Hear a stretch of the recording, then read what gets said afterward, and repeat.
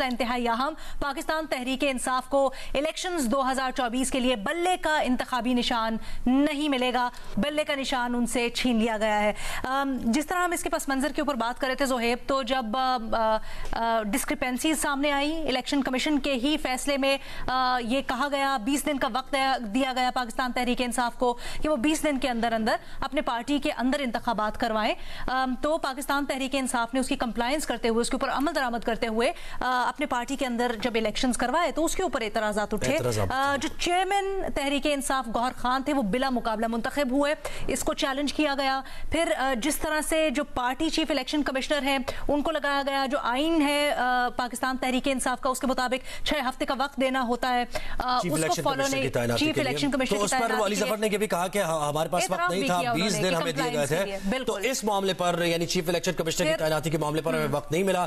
तो 2 तारीख को 2 दिसंबर को ये इंतखाबात कराए गए थे और बानी पीटीआई ने नॉमिनेट किया था बैरिस्टर गौहर को और बिला मुकाबला बैरिस्टर गौहर चेयरमैन मुंतखब हुए थे। अकबर एस बाबर वहां पहुंचे भी थे जब अकबर एस बाबर ने पिटीशन दायर की और ये दरखास्त दायर की इलेक्शन कमीशन में, तो उन्होंने बताया और वीडियो एविडेंस भी उन्होंने कहा कि मेरे पास मौजूद है कि मैं पहुंचा जब पार्टी इंतखाबात हो रहे थे। वीडियो एविडेंस अटैच किया था, टीवी चैनल्स के ऊपर जो खबरें आई थी वो सारा रिकॉर्ड वो वहां पर मौजूद थे, फुटेजेस बनी हुई थी जब वो उन्होंने और उनके कुछ साथी भी उनके साथ मौजूद थे। 14 ये लोग थे जिन्होंने दरखास्त दायर की थी, including Akbar S Babar. Nomination papers लेने के लिए पहुंचे तो नॉमिनेशन पेपर्स उनको नहीं मिले। फिर उन्होंने ये भी बताया जब इलेक्शन कमीशन में सारा मामला सुना जा रहा था कि कहीं वेबसाइट पे या कहीं ऐसा कोई पोर्टल भी नहीं मौजूद था जहां पर ना तो कवायद ज़वाबित इलेक्शंस किसके तहत हुए वो लिखे हों, वो वज़ा किए गए हों, ना ही नॉमिनेशन पेपर्स देने के लिए कोई बैठा हुआ था।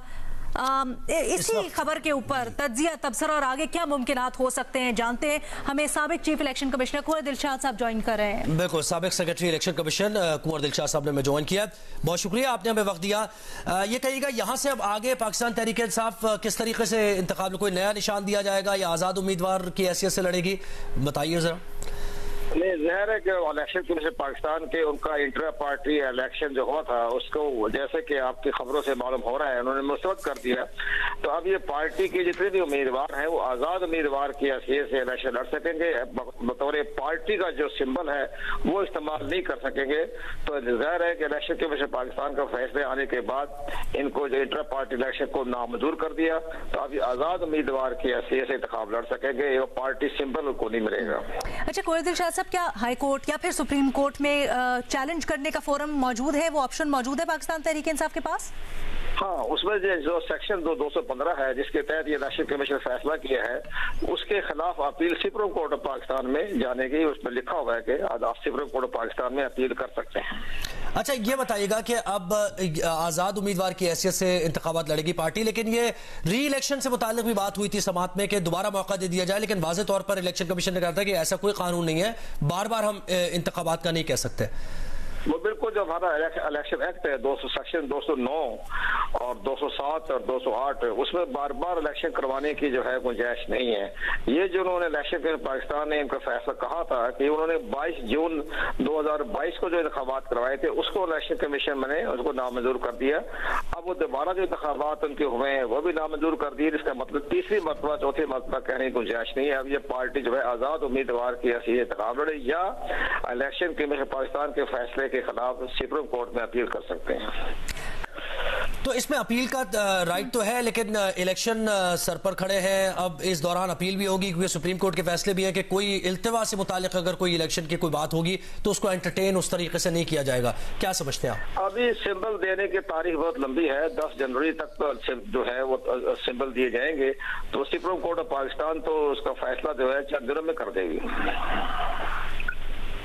जी अच्छा कुंवर दिलशाद साहब, ये भी बताइएगा अगर सुप्रीम कोर्ट जाते हैं, क्योंकि यहाँ पर भी हमने देखा बड़े मुफस्सिल दलाइल हुए और ये कहा गया कि बाकी जो पार्टीज के इंतखाबात हुए, इंटर पार्टी इलेक्शंस, उसमें इतनी बारीक बीनी से नहीं देखा गया जितना पाकिस्तान तहरीक इंसाफ को देखा गया। तो कितना स्कोप है अगर सुप्रीम कोर्ट में इसको चैलेंज किया जाता है तो? सुप्रीम कोर्ट पाकिस्तान में दीगर पार्टियों के बारे में कोई उसके बारे में बातें नहीं होंगी। वो सिर्फ तहरीक इंसाफ जो है वो अपना इंसाफ मांगेगी, उसका वो जवाब देंगे ये सुप्रीम कोर्ट पाकिस्तान। लेकिन जहां तक इनका ये कहना कि दीगर सियासी जमातों का मामला हुआ, उसमें सबसे बड़ी अहम बात यह है कि दीगर सियासी जमातों के जो इलेक्शन हुए इंटर पार्टी इलेक्शन, उसको किसी ने चैलेंज नहीं किया।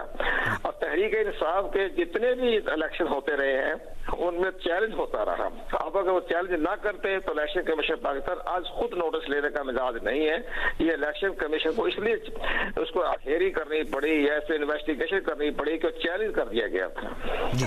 अच्छा, ये भी बताइए कि ये जो पीटीआई का मौक़िफ़ आ रहा था सामने कि जिन लोगों ने चैलेंज किया है, कुंवर दिलशाद साहब बहुत शुक्रिया आपने हमें वक्त दिया।